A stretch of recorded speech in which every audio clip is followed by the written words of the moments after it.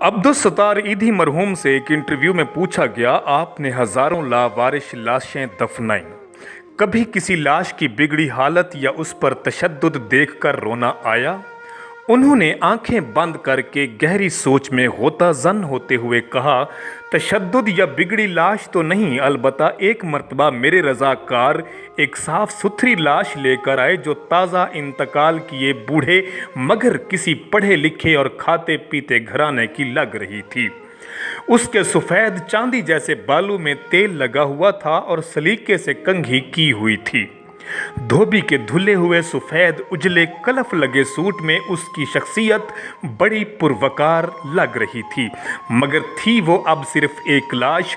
ईदी साहब फिर कुछ सोचते हुए गोया हुए, हमारे पास रोज़ाना कई लाशें लाई जाती हैं, मगर ऐसी लाश जो अपने नक्श छोड़ जाए कम ही आती है। इस लाश को मैं गौर से देख रहा था कि मेरे रज़ाकार ने बताया, उसने कराची की एक पोश बस्ती का नाम लेकर कहा कि ये लाश उसके बंगले के बाहर पड़ी थी। हम जो ही बंगले के सामने पहुंचे तो एक टैक्सी में सवार फैमिली जो हमारा ही इंतज़ार कर रही थी, उसमें से एक नौजवान बरामद हुआ और जल्दबाजी का मुजाहरा करते हुए एक लफाफा हमें थमाते हुए बोला, ये तदफीन के अखराजात हैं। फिर वो खुद ही बड़बड़ाया कि ये मेरे वालिद हैं, इनका ख्याल रखना, अच्छी तरह से गुस्ल देकर तदफीन कर देना। इतने में टैक्सी से आवाज़ आई, तुम्हारी तकरीर में फ़्लाइट निकल जाएगी। ये सुनते ही नौजवान पलटा और मज़ीद कोई बात किए टैक्सी में सवार हो गया और टैक्सी फराटे भरती हुई आंखों से ओझल हो गई।